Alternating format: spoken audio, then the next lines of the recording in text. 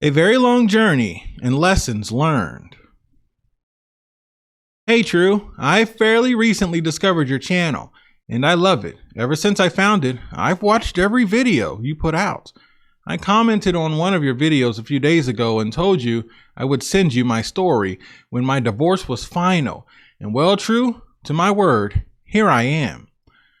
I am a 45-year-old man who just divorced his 42-year-old wife of 14 years. But we were together a total of 16 years. Unlike most of your stories, this divorce had nothing to do with cheating or a desire for an open relationship.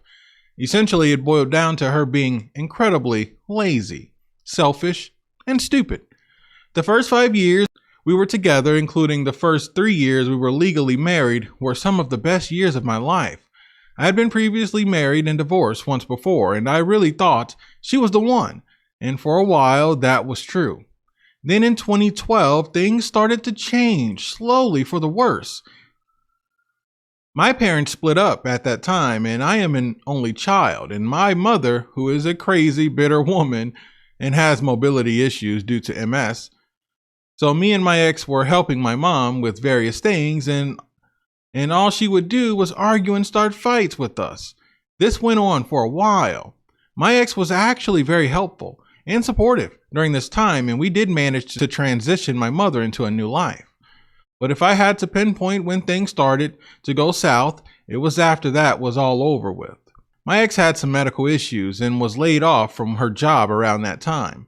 Her medical issues were related to her uterus, and she had to have a hysterectomy, where they removed her uterus. I, of course, was very supportive of her during this time. However, after a few months, things did start to decline. Our intimate life was suffering very badly and never really recovered. Also, even though she was medically healed, all she wanted to do while not working was basically nothing, and she spent a fair amount of my money on stupid stuff, which of course caused a lot of conflict. By this time, it was 2013, and since we couldn't have kids naturally, she was asking me what I thought about adoption. I told her I was open to the idea because at the time I was 35 and I sure didn't want to wait till my 40s to become a dad. So after around a year of training through the state, we became licensed foster parents. During this time, I was becoming more frustrated with my ex because she was a total garbage housewife. The house looked like crap, by my standards anyway. And other reasons I already laid out, but a lot of my mental energy was focused on reaching our goal. Plus, I thought if we did manage to adopt some kids, it might help because she had an extremely strong desire to be a mom. So in summer of 2014, my ex calls me and tells me that the state contacted her and was asking if we could take in 2 girls who were 4 and 12 at the time. At the time, we discussed it and agreed to take them in. I instantly fell in love with my younger daughter because at that age, they are just precious and cute. And she was a daddy's girl from day one. It was quite remarkable. Now, obviously, my kids came from a bad situation, so there were challenges. And with my older daughter, those challenges were extreme.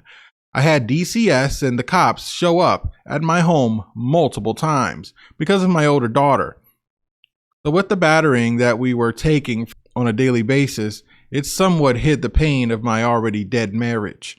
I think my marriage actually fully died shortly after the kids arrived. I don't blame them one bit for it, as it was already going that direction anyway.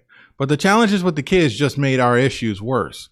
For example, we would be intimate maybe once a month. Sometimes the longest time I ever actually bothered measuring of a lack of intimacy between us was 3 months. Also, the state of the home just got worse and worse over time, even though she wasn't working, so my resentment towards her became pretty extreme. Every so often, I would blow up at my wife and we would have a major argument, and then things might improve for a day or two, and then go right back to the status quo.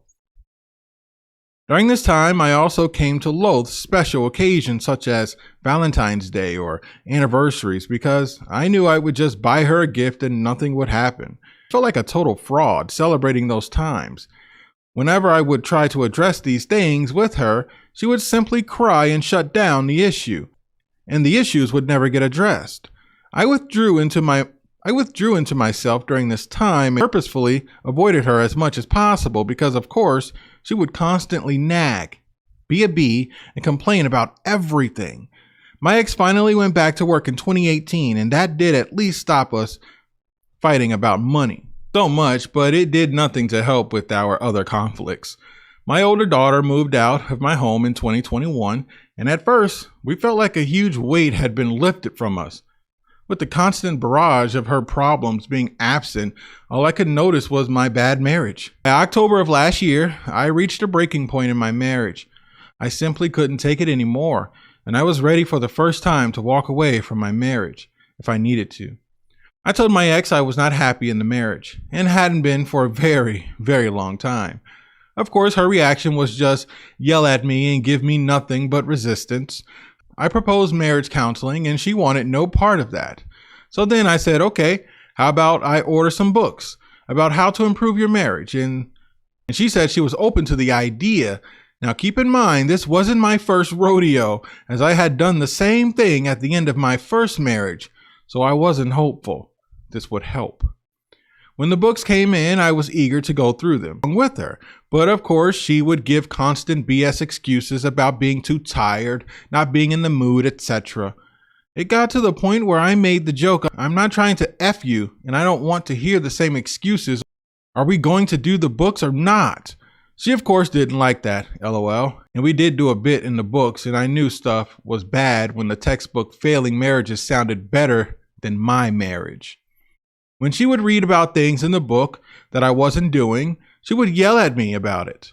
I told her, if you're just going to yell at me about the books, we're better off not doing them at all. Then around Thanksgiving last year, I was asking her to make a list of what she wanted out of the marriage with no limits. I made my list in about an hour or two, and she didn't do hers for a bit more than a week. She decided to play the new PS5 instead, which I kept. So after about a week of this, she finally does the list after an argument about it. And it read like a ransom note written by a child. It was so ridiculous. This was when I started to seriously research divorce lawyers and my state's divorce laws. Finally, after several months, I had managed to talk to several divorce lawyers, as I wanted to be thorough and sure I could financially survive a divorce. I had to make a choice, and boy, did she make it easy. During those several months, nothing improved. In fact, she just fought with me more and more. The biggest stunt she pulled was on Valentine's Day. As we were fighting, I told her not to bother doing anything at all for the day. For the first time in years, I felt good on that day because I knew I wouldn't have to pretend to celebrate that day with her. Now, could she just leave well enough alone? Of course not. When I came home, there was a gift bag at my place at the table. I looked in the bag, and there was lingerie in it. There I was asking her what was going on, and she said, if you had been nicer, I would have worn that for you. At that point, I snapped and said, well, clearly you're not interested in being married to me anymore, and the only reason I'm not throwing your butt out on the street right now is because of our daughter. She ran into the bedroom crying, and we didn't speak the rest of the day. The next day, she of course begged me for another chance. We did have sex, which was honestly mediocre, but whatever. So I was asking my friend if he thought I was a moron for giving her another chance. He told me as long as I kept talking to lawyers and doing my research, it couldn't hurt. So I did, and of course she instantly went back to her old scrappy ways and nothing changed. Also, this is when I very openly started discussing the possibility of divorce with her and my daughter. Now fast forward to early May, I had all my ducks in a row, and I knew which lawyer I wanted to hire. I was ready to pull the trigger, but she was expressing interest in getting a higher paying job. So I thought, well, if I help her get a higher paying job, that means less child support. So I can at least help her out with that before I pull the trigger. Well, that didn't happen because one day I came home from work and she was arguing with my daughter about something. And on top of that, just that previous weekend, she had been a major bee to me over nothing as usual. So we ate dinner, arguments, then paused. And then after dinner, it picked right back up. So I decided to go take a shower. And after I got out, she starts yelling at me, demanding to know what I've been talking to our daughter about when she wasn't home. I told her the truth. I told her I had been talking to her about how we were fighting, how we might get divorced, and what might happen Keep in mind, by this time, my daughter was 12, about to turn 13. The way she reacted, I may as well have been effing another woman in front of her at the moment. I said, this is not working out. It's not going to work out. I'm moving forward with the divorce. I did manage to get her to agree to a collaborative divorce, which is where you both use the same lawyer. She only agreed to it because she didn't want to pay for her own lawyer. And she is lazy, so that did work to my advantage. She still made the process as painful as humanly possible. Of course, her favorite thing to do was to threaten to pull out of it. Whenever we would have a disagreement as far as the results of the divorce, I got literally the best deal I could without having a prenup. I got to keep the house because I owned it before we were married. Yes, I do have to pay her a settlement from the house and a few hundred a month in child support, but it was so financially useless to me that my lifestyle doesn't actually have to change at all because I no longer have to carry her on my health or auto insurance. So that amount I'm paying out monthly will essentially be the same as before. Some guys claim they are bulletproof, but I am bee-proof. For sure, feel free to censor that for YouTube. Oh, I did. LOL, and what do I mean by that? I will never take any crap whatsoever from a woman ever again. I sure as heck will never get married again. It's definitely not worth it. Thankfully, the one really good thing to me to come out of this is my relationship with my daughter. And it's thriving. And I have her around a third of the time. And when she's here, we have a great time together. Also, of course, I am now as free as a bird and able to enjoy life. I got out alive and relatively intact. That was down to planning and luck. In fact, one of the divorce lawyers told me that he had done nearly 3,000 cases, and one of the men he interviewed, he said I was one of the most prepared he had ever encountered.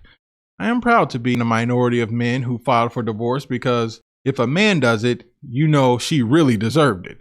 Believe it or not, I left out on this long story. It was long enough. But if you want to shout out my YouTube channel, it's just Bald Metal Nerd. I have a whole playlist where I give a lot more detail if anyone is interested in checking it out. Anyway, that's it, man. I really appreciate your channel and you. Keep up the great work. And guys, that's Bald Metal Nerd. I'll put it here on the screen. Go ahead and check out his YouTube, guys.